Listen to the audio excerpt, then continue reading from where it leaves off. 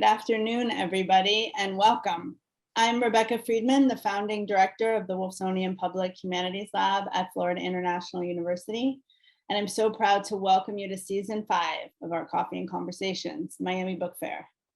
Today is episode 2, and we have an amazing conversation that we already started in the chatting ahead of time, awaiting us.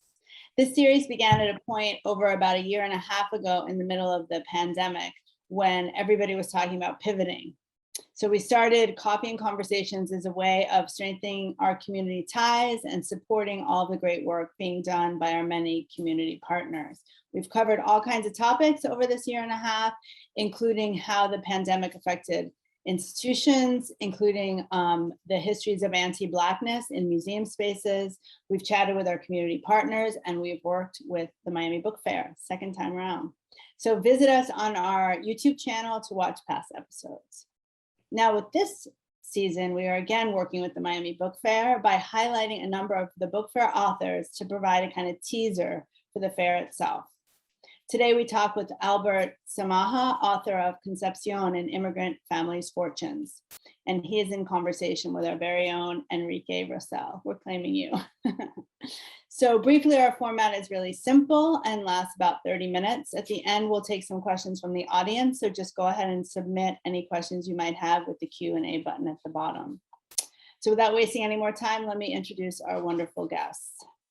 Today we have, as I said, our amazing Enrique Rosell, my dear colleague and the program manager at the Wolfsonian Public Humanities Lab. He is a first-generation American. His family hails from Lima, Peru, and he came here at the age of 2. And it was just this past February that he became a citizen of this country. He's one of FIU's own graduates, which makes us all proud to work here. And for a few years, he was the student programs coordinator at the Honors College, where his creativity was allowed to run free. He had a podcast called More Than a Major and was one of the authors of Our Stories project, which asked students to capture their experiences on film during the pandemic and writing as well.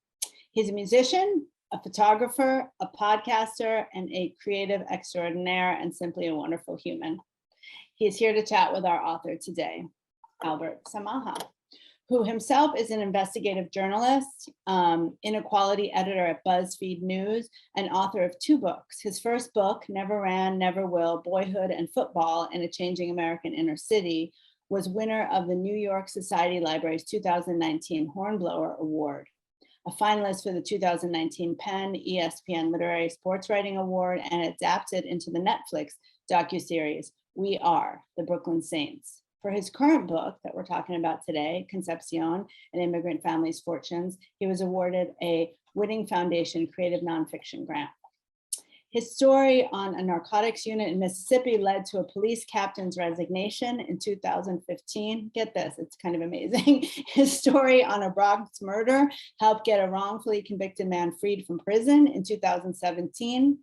His 2018 story on a teenager who accused 2 NYPD detectives of rape led 3 states to pass bills strengthening their police sexual misconduct laws. And his 2020 reporting on the COVID-19 pandemic forced more than a dozen companies to implement additional safety protocols for food and service workers.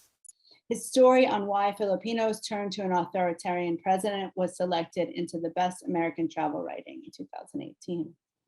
Before joining BuzzFeed, Samaha was a staff writer at the Village Voice, the San Francisco Weekly, and the Riverfront Times in St. Louis.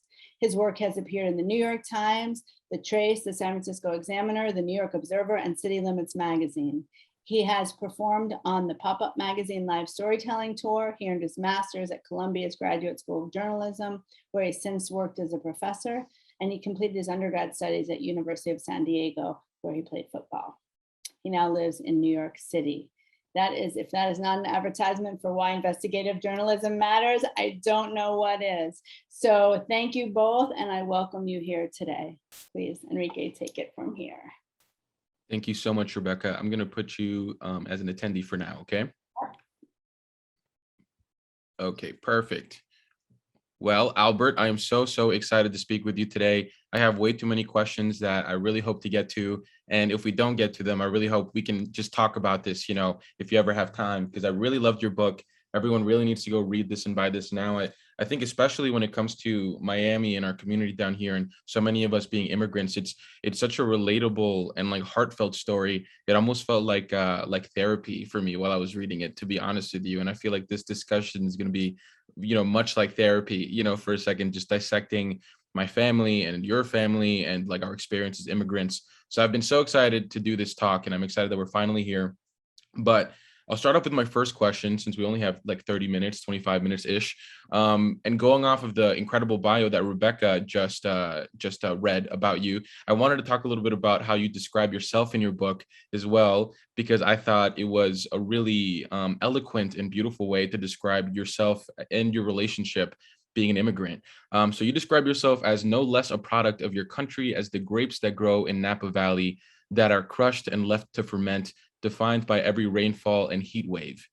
You describe yourself as an '89 California mixed brown, a full-bodied from fast food drive-throughs and football hitting drills, with a hint of post-riot West Side hip-hop fury and the slightest trace of Saturday morning cartoon sloth, emerging out of innocence into the noxious ashes of fallen towers, plucked from the vine amid an economic drought unprecedented in the decades of Pax Americana. The slightest shift in the wind changes the whole formula. I absolutely loved that when I read that. And I love the description of yourself, especially the way that you compare yourself to a grape from the Napa Valley that is grown as a product of the United States, but defined by the hardships and stress tests, given to you. So as an immigrant, I'm sure so many of us who are listening and who are listening on YouTube can relate to that statement. So as you grew up in the United States, how did this definition of yourself change over time, maybe? And can you talk about any specific moments from your youth that catalyzed this change in identity? Yeah, I mean, I think growing up in America as part of an immigrant diaspora, where you're not a white person and you're not a black person, you sort of have to find your way, right? Because this was a country founded on, the original census had white, black, and mixed. It didn't even count Native people. And so coming here, you're sort of expected to find where you fit into those polls. And so growing up, what did it mean to be a Filipino American? What did it mean to be part of an immigrant diaspora? Wasn't really something that I thought about much constantly. It was only something that I reflected on later in life as I reached the age that my mom was when she came to this country. And so I think one of the things I hope to capture in that passage is this idea that I am a product of this country, that I interrogate in this book, and that I'm complicit, and that a lot of the sins that I unravel that America has caused through its imperialism around the world are sins that in some ways I'm complicit by being an American. And I think the other thing America sort of does to us as immigrant diaspora people is that it sort of it forces us to think of ourselves not as Americans, but as wherever we came from, right? So like when I was in school or wherever, people were like, oh, where are you from? What are you? I'm sure you get that question too, right? Especially us as like ambiguously brown people maybe can't quite place us. And that was always a question where it's like, oh, I'm Filipino, or oh, I'm half Filipino, half Lebanese, right? So it was never like I'm an American, because being in America, what was interested to the way people define me was by where I came from. And it took some time in order to see that, I'm not Filipino, I'm Filipino American. And I think one of the ways that idea has sort of hardened in me is from talking to people that are Filipino and talking to my elders who are Filipino and grew up there, and learning about the distance that I had from my ancestral homeland, that I have very different cultural markers. I don't speak the languages fluently. I don't sort of hold the same worldviews that they do. And there's a quote at the start of the book. One of the epigraphs I have is from George Orwell, from an essay he has called England, Your England, where he says, good or evil, it is yours. You belong to it. And this side of the grave, you will never get away from the marks that it has given you. And that was very powerful for me because, I am an American, and no matter sort of how critical I might be of the country, how much I might, doubt where the future trajectory of the country might be, this is my country. And that's why it's worth fighting for, because it, going somewhere else and migrating is not easy. My elders had to experience all these setbacks. The ideal scenario is the place where you're born is the place where you can grow and build and leave something that your descendants can have. And I think it took a while for me growing up in America to see myself as an American, because that's just not the lens that the country imposes on me. Yeah, no, I absolutely love that, and I love the way that you mentioned, like, you know, in your book in general as well, you are in a way interrogating America, which is something that I hadn't even thought about, you know, when I was a kid, like you mentioned.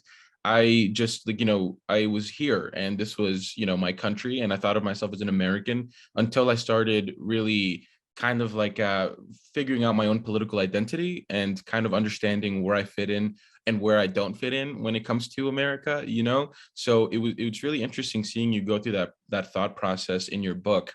But keeping on this kind of like this note of, you know, dealing with the roots of colonization and interrogating America, or just interrogating the roots of colonization in general. I was thinking, your book made me think about a few weeks ago, and I got into like a little bit of a funny argument because this led down rabbit holes with my family because I brought it up to them. I was driving in my car a few weeks ago, and I remember I was listening to a podcast. I was talking about the recent like bodies of Native American children that were found in like some Canadian institutions. And I started thinking just about like the roots of colonization and in my own experience in Peru, you know, and about how like how crazy it is, or how sad it is in a sense to me personally, how sometimes, like, you know, I've been back, I went back for the first time ever when I was 20. I'm 25 now, right? I had never been there since I was 2. And you know, you really start quickly to see kind of like the colorism in Peru, you know, the racism, or even just like looking down on people who are more indigenous, right? Than someone who's more maybe like has more like European features, right?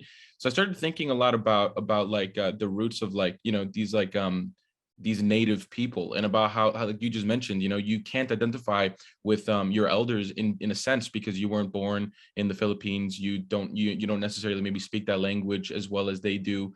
You haven't grown up with the same experiences. And I was thinking about that as well because, you know, it's almost like this weird Stockholm syndrome when it comes to colonization of you know, there's these native Peruvians who practice their native religion, who speak their native tongue, and they're almost like looked down upon because they do so. Like it's not a good thing that they do that, you know.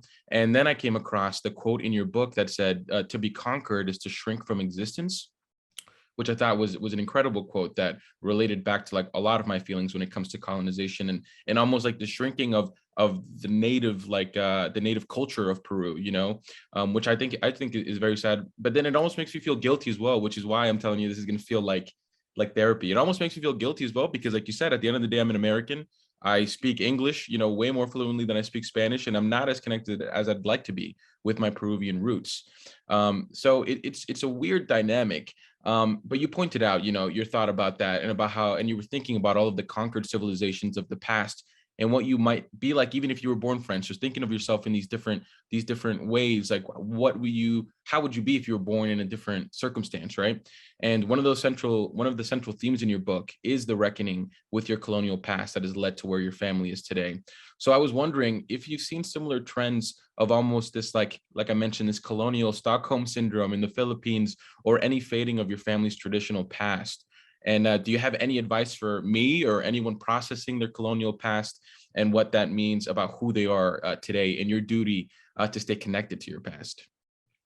I think one of the things that's so damaging about colonialism is that it teaches its colonized subjects a very important lesson, which is that, you know, that the goal of the colonized is to become colonist, right? Is that if for generations and generations your ancestors have been oppressed because they were a lower status, their objective becomes to elevate that status, right? So coming to America, becoming part of the empire that oppressed us and colonized us, was sort of this inflection point, as like at this point of success, where no matter what sort of success we had in the Philippines, by coming to America, we become part of the empire, we become colonists. I am a colonist, right? I am a product of my elders coming here to join the colony. And the problem that sort of births is that, well, colonists have caused a lot of problems. And now I've joined the team of the people that have caused the problems. And so I think this is part of the, you know, problem with the sort of colonial mentality that so many people have written about over so many years. But I think oftentimes when we think about the colonial mentality, we think about this internalized oppression, where because Filipino people might want to assimilate into whiteness, they therefore suppress speaking Tagalog, they therefore suppress their own ancestral cultures, which is not good. But even worse is the fact that it makes us complicit in the oppression of others, those who remain colonized, right? So it's by assimilating into the colonists that we now no longer perhaps empathize with like the Black people and the Native people in America that are continuing a fight, right? And this sort of, America sort of gives you the option where like you can go with the flow, and like, and all empires have done this throughout history, right? And across the world, is you're given the choice that you can go with the flow and do what the colonizer says, and you will be rewarded, or you will resist that. And if you resist that, you risk death, you risk oppression. And so that's the thing that I think is so sort of persistent about the colonial mentality and the damage it causes, is that it incentivizes us to pass on that oppression to the next group so that we don't have to face it. And I think for first generation immigrants, that's not really on the front of your mind, right? You don't have the luxury to sit back and think about some other oppressed group because you're the oppressed group. So all you're thinking about is how can I elevate my family standing? Yeah. And that's why I think it's sort of, the duty of people in the second generation, or the people like you who came very young and can bear the fruits and enjoy the fruits of those of your elder sacrifices, that it's sort of on us to, from our point of privilege, sit back and say, look around and say, wait a minute, our privilege came as a cost, not just the sacrifices that our elders made, but also the way in which we turn away from the oppression that has been passed on to others because we were the ones lucky enough to join the colonists. Totally. That actually flows perfectly into my next question when it comes to assimilation and kind of like bearing those fruits of the sacrifices our parents went through. So one part of your book that was really interesting to me as well is a part where you speak about the kind of this give and take relationship between the US and the immigrants from around the world that come to live in the US. There's one quote in your book talking about the increasing immigrant populations coming into the US in the mid to late 20th century, and how that influx of immigrants brought in new cultures, new food, new religions, and different ways of thinking onto American soil. But in return, but America also returned the favor, and the new generation of immigrant children, the children of these initial families, they spoke like Americans, they dressed like Americans, and they complained like Americans, right? So really taking on that American identity. There's a really interesting dynamic here because on one hand, that's the goal, right? That's the ultimate goal for the family, right? For us to come here, live a better life and assimilate it in a sense, right? For our parents, they really want us to have that better life and to have more opportunities. But as I've gotten older, I've also felt more and more, like I mentioned, guilty about almost like not being as connected as I'd like to be to my Peruvian roots, even though I want to make my parents happy and help them reach their goal of me and my sisters and my family having a better life and future generations, But what would your relationship be with when it comes to assimilation? And do you identify with the children of immigrants trying to vindicate the hardships of migration by soaking up all there is to offer? How does that come into play in your daily life as the child of immigrants? Yeah, I assimilated intensely, Yeah. though the difference with my assimilation versus my elders is my elders, aspired to assimilate into whiteness, right? It was white people had the jobs, white people were the gatekeepers, they were in the positions of power that we aspire to. So of course, if you're an immigrant coming here, you want to build yourself after the model of those that are successful. But as the second generation growing up, where that success was already sort of implied, right? Is that by being born here, I had the birthright of being American, I had the foundation already laid on me. So it was not a matter of me having to climb the ladder, because that ladder was climbed for me and I was dropped at the top. Mm-hmm. So for me, what were the influences around me? Well, like growing up in Northern California, in Vallejo and Sacramento, it was Black America, right? It was Black culture. The faces on my walls were the athletes and hip hop artists that I adored. And at the time, there was no conscious thought about which America I was a part of. It was just that, I loved Allen Iverson, you know what I mean? I love Tupac. I love Spike Lee movies. And what I didn't realize that was doing for me is that it was teaching me a story of America that my elders didn't get, right? They learned about America from the white people who wrote their history books and the white presidents that gave campaign speeches, and wrote John Wayne movies, right? So they learned about this mythology of America that, as a second generation person immersed in Black American culture, I didn't have, right? I heard stories set amid unjust odds. I heard stories Yeah. of people who were facing oppression, right? I learned about Huey Newton from a Tupac song long before I ever heard his name mentioned in school. So I think that's sort of where my generation, and I think this isn't the case for every second generation person, this is my particular experience, but that particular experience, like I think a lot of other second generation people who did grow up influenced by Black culture, it's sort of hardwired in our brains the skepticism of our country that our elders didn't have the luxury to see when they came. And I think that's sort of the way I assimilate it, is that, I have an entire chapter about like how I wanted to be Black, right? And that wasn't a conscious thing, right? It was just sort of, I just sort of elevated Blackness and proximity to Blackness as being something that I wanted to be a part of because the people I looked up to were part of that culture. And there was a very shameful period when I was like in high school where I used the N-word, not out of any means to like thinking I was offending or oppressing, but just because that's what my friends said, and because I thought it was cool, and it was the things that the people I looked up to said. And it took me a while to realize that the sin in that was appropriating the culture of a people whose collective experience I was not a part of. So it's like I have no right to take other people's culture and adopt it into my own without, one, acknowledging where that comes from, and two, reflecting on the pain and struggle that came from, right? Like a lot of the athletes on my walls, a lot of the hip hop artists on my walls reached, were sort of driven to those vocations because they grew up in segregated redlined neighborhoods where the schools weren't good, right? So that's why they didn't have a chance maybe to be engineers or scientists or like whatever white collar jobs were available to white people and people that assimilated. And all of those sort of factors were like in my head, but didn't really become clear until later when I started to reflect upon it and sort of began to feel that shame of appropriating cultures that I was not a part of. And I think that's why it's so important to, define what is our own individual sort of, identity. And I don't mean identity in the sense of like, necessarily like a cultural sense, but like a historical sense of what are the collective experiences that overlap for me and other people and other Filipinos or other immigrants. And I think only by sort of exploring our history and figuring out what collective experiences we're each a part of, can we draw the lines and see the terms of engagement of understanding, I can admire different people's culture, and I can, adapt certain slang words that are just sort of a part of vernacular around me. But it's important that I acknowledge where that comes from, and I acknowledge that this is part of a traumatic experience that I could lay no claim to. Totally. There's so much that I want to tell you and so many questions I want to ask.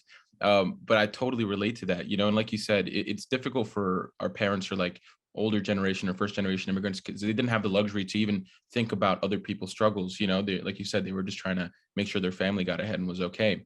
But I something similar happened to me when I was like 6 or 7.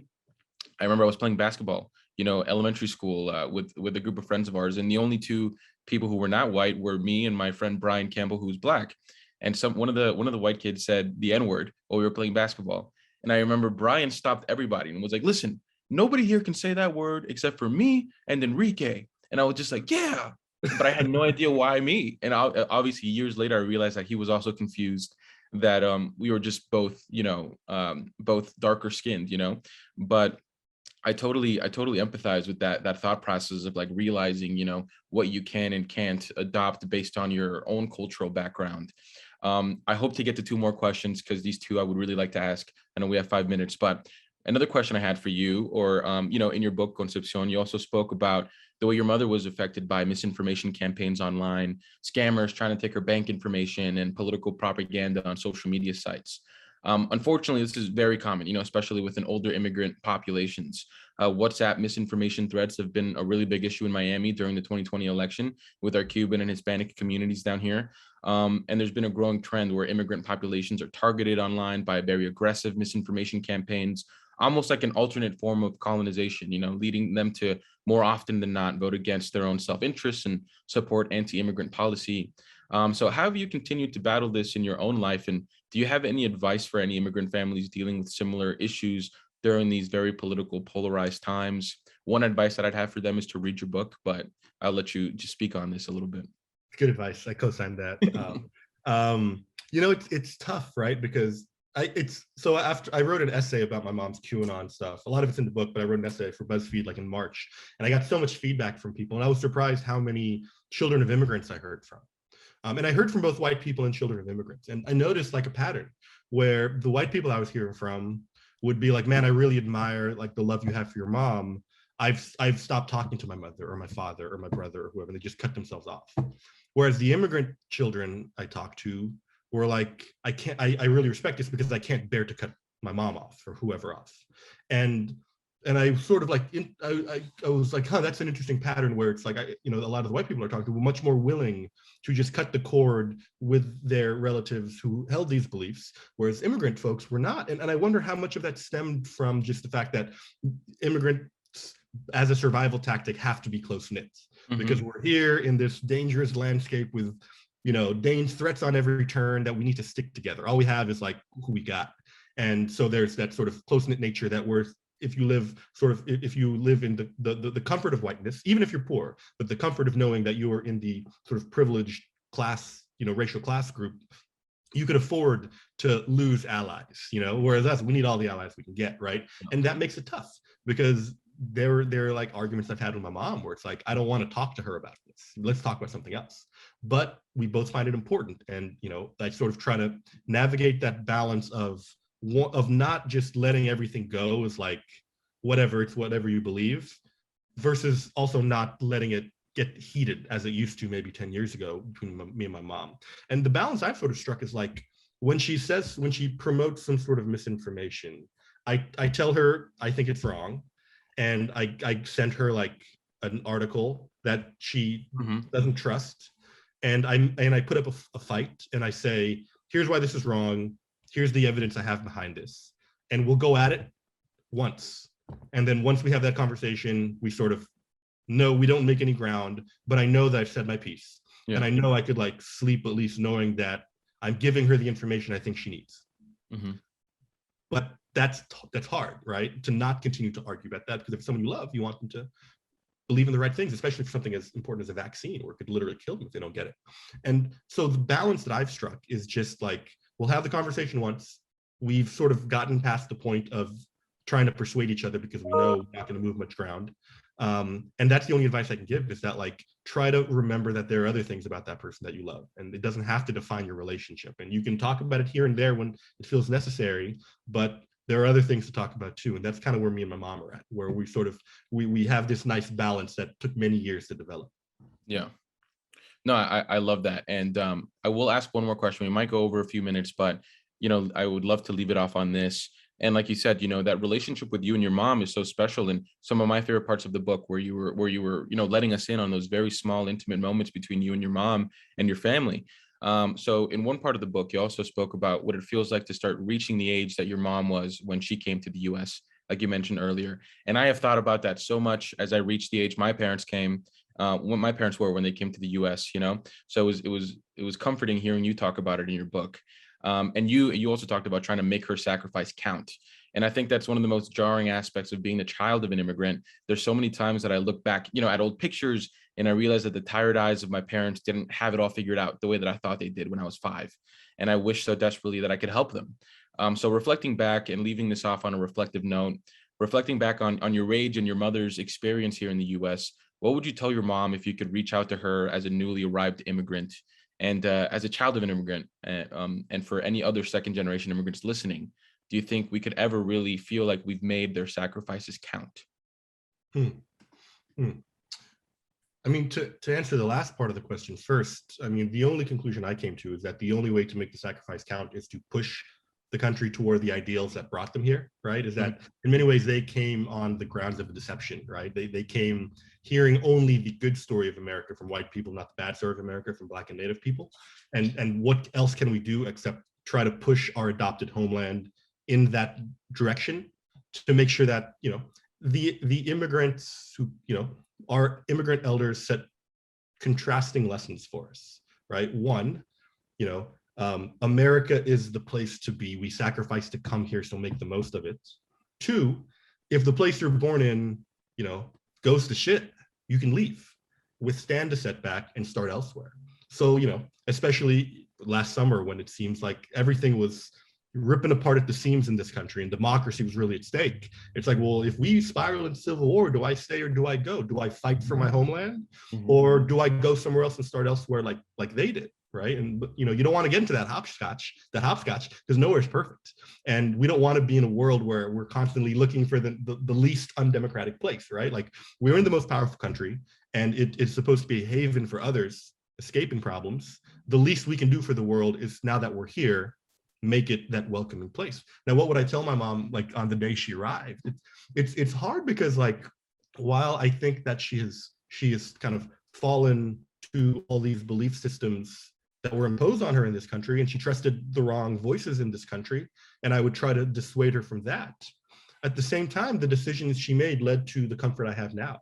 And she made sure that my education was foremost and that my comfort was foremost, and very much did all the things that immigrant parents do in terms of sacrificing their own comforts for me. And part of that sacrifice was her kind of falling into this, like, kind of the dark side of assimilation, right? Is that she did assimilate into whiteness, just as she and many other immigrants aspire to, except it was sort of the version of whiteness that has been corrosive in this country for so long. So I guess the only thing I would tell her at that point is, I would just sort of, maybe I'd bring this book, maybe, and like give it to her, like Back to the Future style.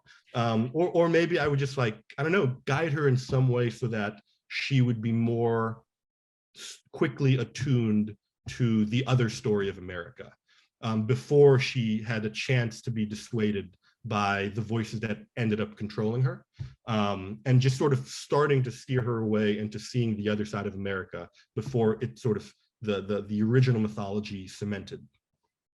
Yeah, that's a perfect answer. Thank you so much. You know, and the last quote from your book I'll leave us off on was another quote that I loved about your mother, that you said, "I understood my mom's sacrifice was necessary before I ever wondered why." And that really hit home with me. But I want to say thank you so much. It was an absolute pleasure speaking with you. I'll let Rebecca back in to kind of sign us off. I know we went over a little bit, but I follow you on Instagram now. Please, everybody, follow Albert on social media, you know, so you can keep up to date with any of his future projects.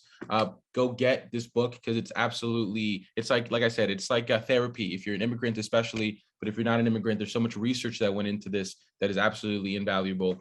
And I really hope to talk to you again, Albert. And if you're ever down here in Miami for the book fair, you know, we can grab coffee or anything, but it was absolutely great speaking with you. And, you know, there's so much more to go over, but thank you so much.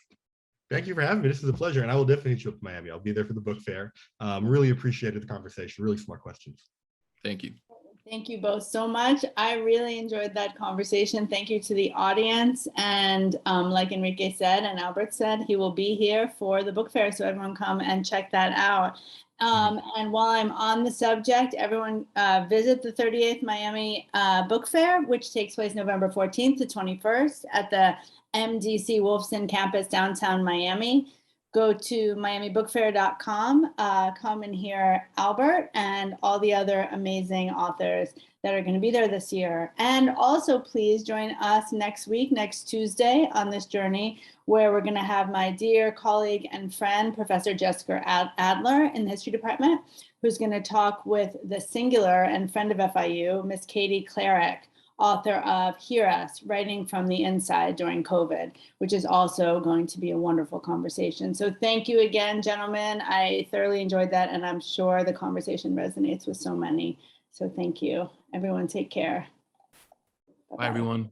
Bye. Thank you.